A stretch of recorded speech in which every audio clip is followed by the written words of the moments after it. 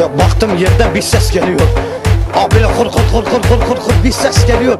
Mugo ya Rabbi kıyamet kopuyorsun.